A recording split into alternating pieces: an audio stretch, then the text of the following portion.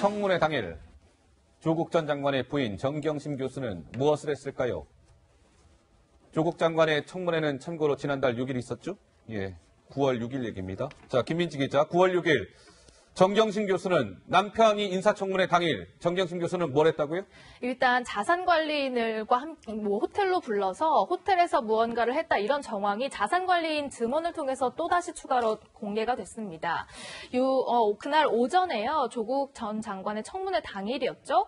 자산관리인에게 전화를 걸어서 차 뒷좌석에 있는 노트북 가방 좀 가지고 이 여의도에 있는 호텔로 오세요라고 전화를 했고요. 예. 이 관련해서 통화한 내역을 검찰이 분석해서 3분 동안 이런 종류의 통화를 한 사실을 확인했습니다. 예. 그리고 나서 그 자산관리인이죠. 김경록 씨가 본인 가방에 노트북 가방을 넣어서 호텔에서 정경심 교수에게 전달을 하게 됩니다. 그 이후에 노트북 가방에서 뭘 꺼냈냐면요. 휴대폰 공기계 2개를 꺼냅니다. 그리고 유심을 넣어서 조국 전 장관과 확인하는 사실이 그때 공개가 됐었는데 예. 유심 어떻게 바꾸냐라고 하는 구체적인 그 대화까지 김경록 증권사 직원이 검찰에 최근 진술을 했다고 합니다. 이게 굉장히 구체적이에요. 김경록 씨 저 증언이 여의도 호텔명은 이야기하지 않겠습니다. 그 호텔 이름이 나오고 호텔에 도착한 시간도 나오고요. 휴대폰 공기계 2개. 근데 왜 그 유심칩 바꾸려면은 김민지 기자가 뭐 필요하죠? 클립 같은 뾰족한 게 필요해요. 그 클립도 이제 저렇게 물어보니까 저 유심 어떻게 가는 거예요? 저 정경심 교수가 김경록한테 물어보니까 그 김경록 씨가 그 클립이 필요하니까 호텔 카운터까지 가서 그 클립을 가지고 와서 유심칩을 끼워줬다는 거예요. 이제 굉장히 증언이 구체적인데, 자, 다음 그래픽 한번 보시죠. 그러면, 이른바 그렇게 유심칩이 새롭게 끼워진, 이른바 우리 대포폰이라고 하나요? 네. 그 차명폰으로 정경심 교수가 인사청문회에 나서기 직전 조국 전 장관과 그때 통화하면서 남편한테 이렇게 얘기합니다. 내가 다 안고 갈게. 내가 다 안고 가겠습니다. 그 표창장 위조 조교가 한 것 같은데요. 어쨌든 내가 다 안고 가겠습니다. 청문회에서 분명히 이런 질문 쏟아질 텐데요. 수긍하세요. 라는 통화를 이른바 그 차명폰으로 했다는 겁니다. 자, 하 국장, 지금 저희가 김민지 기자 설명, 제 설명, 이것이 의미하는 바는 어떤 겁니까? 그러니까 이제 기본적으로 지금 조국 전 장관이 받고 있는 범죄 혐의는요. 기본적으로 이제 서울대에서 자기 자신이 딸과 아들을 인턴 증명서를 위조해서 내준 거 말고는 나머지는 대부분 공동정범 아니면 방조범이에요. 예. 근데 그 중에서 누구하고 같이 돼 있느냐? 증거인멸 같은 경우도 공동정범이냐, 같이 공동교사범이냐 하는 게 방조범이냐 이게 돼 있고요. 그 다음에 또 하나는 웅동학원 소송사기도 마찬가지예요. 예. 똑같이 정경심 교수하고 똑같이 같이 돼 있고, 그 다음에 펀드의 투자 관련된 부분도 마찬가지예요. 근데 이 부분에서 정경심 교수, 즉 조국 전 장관의 부인인 정경심 교수가 내가 다 했고 조국 장관은 이거 아무런 관련도 없다 하면은 부부간이니까 예. 자기가 다 이렇게 입을 맞추고 하게 되면은 검찰이 그 부분을 상당히 입증하기가 쉽지 않은 상태예요. 예. 게다가 지금 검찰은 지금 저기에 유심칩을 바꿨다고 하는 그 휴대전화 지금 확보를 못했잖아요. 아하. 예, 확보를 못했기 때문에 예.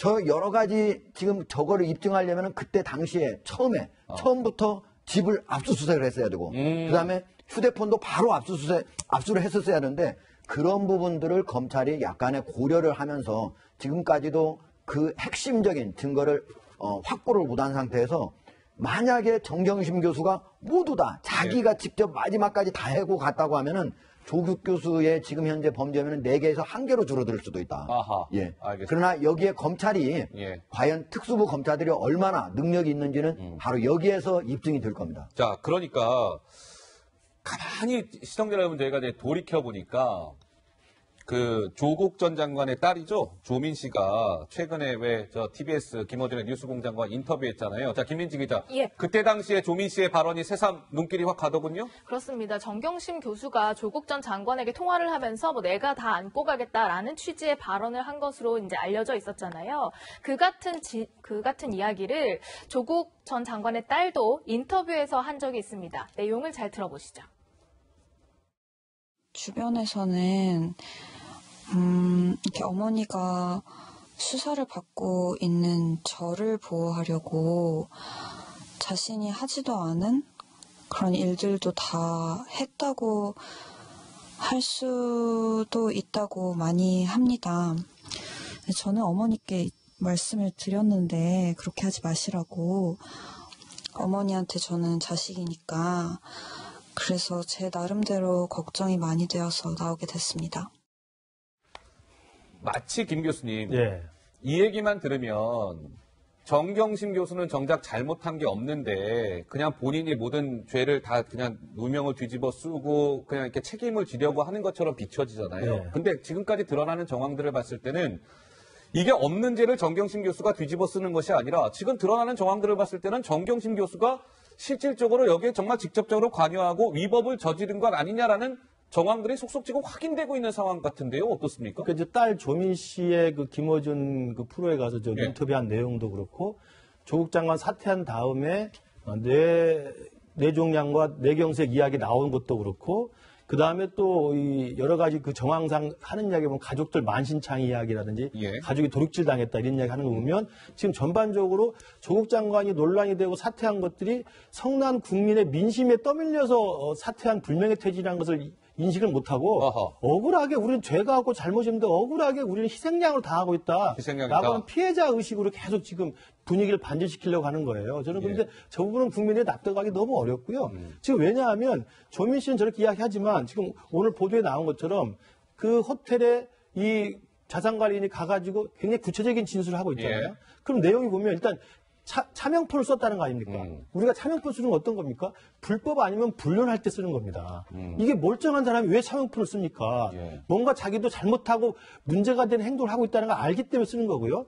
두 번째는 실제로 그 구체적인 정황의 진술이 대단할 뿐만 아니라 검찰에 확인해 보니까 자산관리인 통화 기록 내역이 정확히 그 시간대에 이 정경심 씨랑 통화한 기록 내역이 있다는 거 아닙니까? 예. 그리고 또 하나는 통화 내역을 봤을 뿐만 아니라 사문서 위조로 기소가 돼 있는데 사문서 위조로 기소가 된 본인이 내가 모든 걸 안고 가겠다는 것은 억울하다는 게 아니라 내가 사문서 위조한 것 자체를 내가 볼 때는 시인한 것으로 들려요. 예. 아 이게 동양대 표창장이 이게 합법적으로 총장의 직위를 바자한 게 아니라 내가 어떻게 하다 보니까 이 문서를 위조하게 됐다는 것을 내가 알고 있으니 청문회 날 당장 이것이 최고의 현안이 될 거니까 당신은 그냥 그런 줄 알고 그냥 안고 갈 테니 당신이 알아서 해명하라 예. 라는 거거든요. 저는 이걸 보면 이게 어떻게 이 가족들이 억울하다고 하는 것인지 저는 이 여론을 반전시켜 보려고 지나치게 여러 각도로 다양하게 이 피해자 코스프레로 가고 있는 게 아닌가 그런 생각이 듭니다. 자, 정경심 교수 이번에는 그 입퇴원 증명서 논란되고 있는 그 얘기 좀 해보겠습니다. 뭐 사실은 오늘 뭐 한 석간신문의 보도도 있었습니다만 뭐 그건 이제 오보로 밝혀졌고요. 뭐 그거는 차치하고서라도 어쨌든 그 입퇴원 증명서에 대한 논란이 좀 이어지고 있습니다. 자, 김민지 기자. 네. 어쨌든 정경심 교수 측에서는 정경심 교수가 뇌종양, 뇌경색을 앓고 있다. 지금 계속 그거 주장하고 있는 거죠? 그렇습니다. 어쨌든 심각한 질환에 걸렸다 이런 주장이 나온 건데요. 그것도 한 그 전직 기자의 입에서 나왔습니다. 그 인터뷰를 먼저 듣고 오시죠. 두개골 골절상을 당해서 사실 평상시에도 심각한 두통과 어지럼증으로 고통받고 있었어요. 그래서 정경심 교수가 자주 아팠고 자주 누워 있었습니다. 평상시에도. 그런데 최근이라 하면 며칠 전에 뇌경색과 뇌종양 진단을 받았어요. 그래서 이래서는 더 끌 수가 없다. 그래서 자신의 결심을 앞당긴 가장 결정적인 요인이 되지 않을까. 촛불 집회가 내가 가도 되겠다는 생각을 만들게 했고 그 시점은 아마 이 진단, 뇌경색 진단 때문이 아니었을까. 며칠 전에 받은 걸로 알고 있습니다.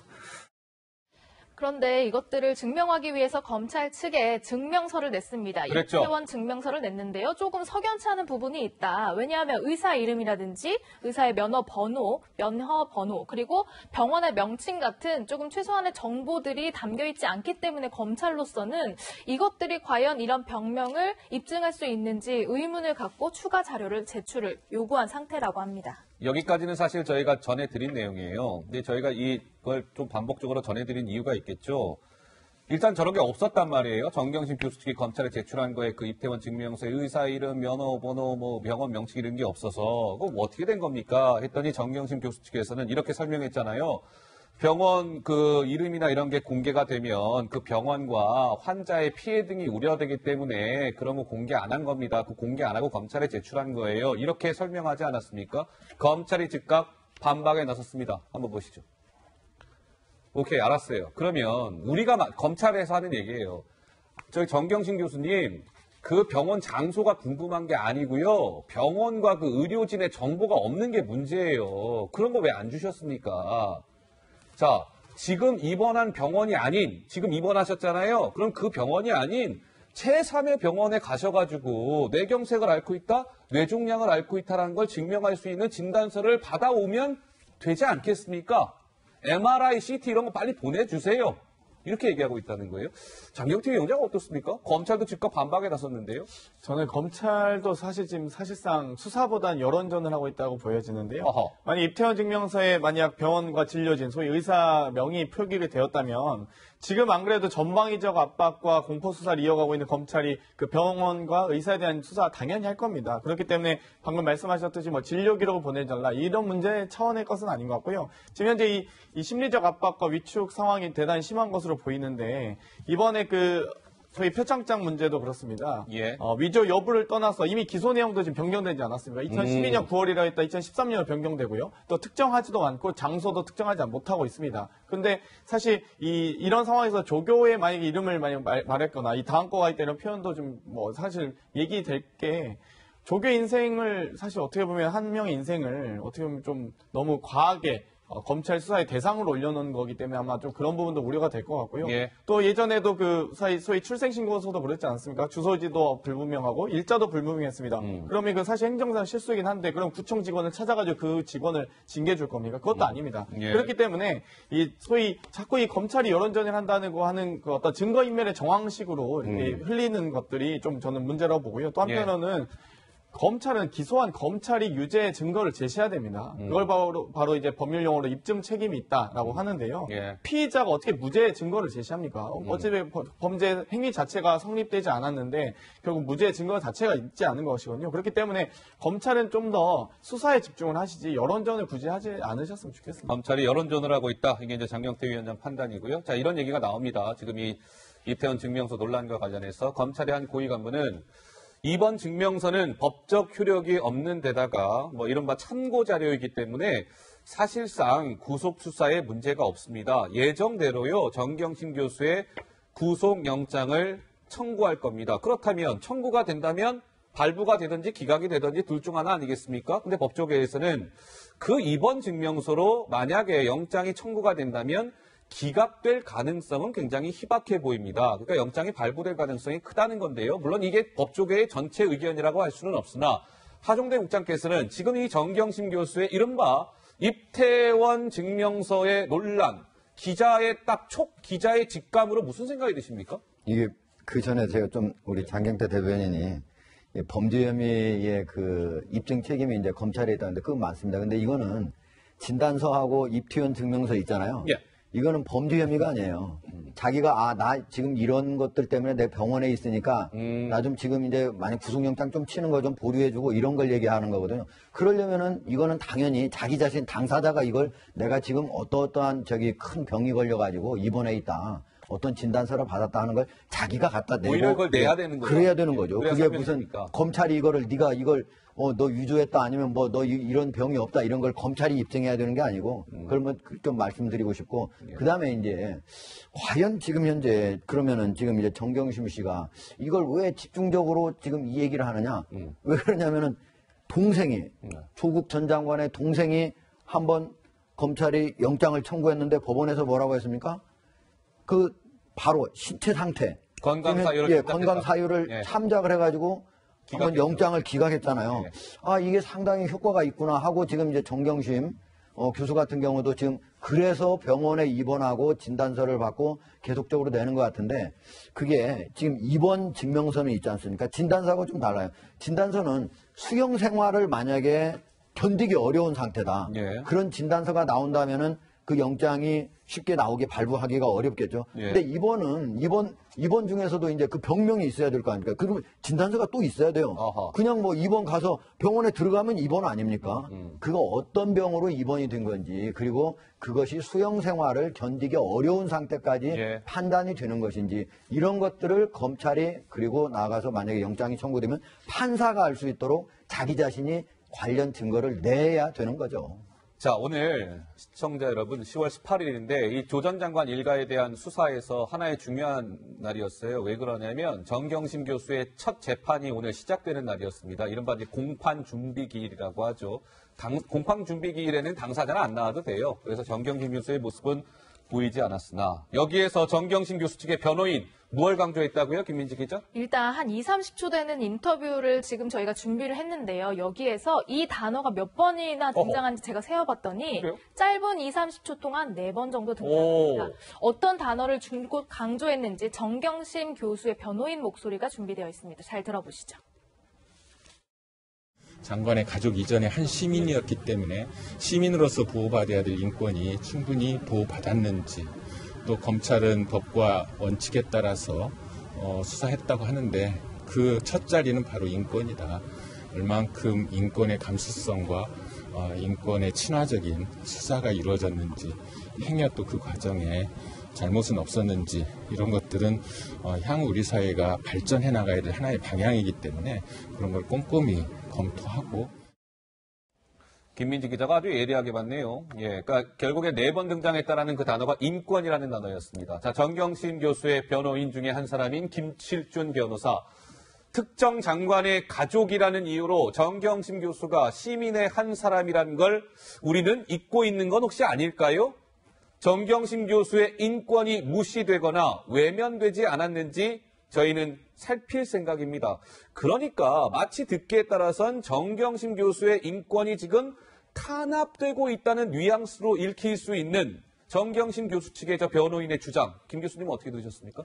굉장히 의아하죠. 저는 이제 그 변호인들이 저렇게 아까 우리 장경태 위원장은 검사가 여론전을 한다고 그러는데 저는 정경심 측이 너무 여론전을 하고 있어요. 아까 조민 딸 인터뷰도 그렇고 왜 자기 자신이 안 하고 남의 기자 입을 빌어가지고 뇌경색 뇌종양이라고 이야기를 하고 저 변호인들도 저게 지금 변호인이 해야 될 이야기보다는 오히려 지금 혐의를 받고 있는 범법 행위에 대해서 자기가 변론 조력을 하는 사람으로서 이야기를 합니다. 예컨대 증거인멸에 대해서 어떻게 지금 자기가 설명할 수 있는 것인지, 사문서 이주에 대해서 어떻게 설명할 수 있는 것인지, 입원 상태, 건강 상태에 설명을 하는 것이 우선이지 한 시민이었고 인권이 탄압받았는지 안 하는지 이야기하는 건 제가 볼 때 본말이 전도된 이야기입니다. 더군다나 국민들 입장에서 보면 인권이 탄압받고 침해받았다기보다는 특혜를 받고 있다고 생각하는 사람도 많아요. 예. 검찰에 소환됐는데 비공개 소환했는데 비공개 소환이야 보도자료를 내지 않고 기자들한테 몇 시에 출두한다냐 안 한다는 것이 비공개 소환이지. 그때 한국장이 정리하셨듯이 감추는 건 비공개 소환이 아니에요. 1층 현관으로 들어오면 기자들이 다 찍습니다. 그러면 그분이 어떤 건강 상태인지 국민들이 다 알 수 있어요. 왜 숨바꼭질하면서 꼭꼭 숨어 있습니까? 아하. 그리고 왜 팩스로 이태원서를 보냅니까?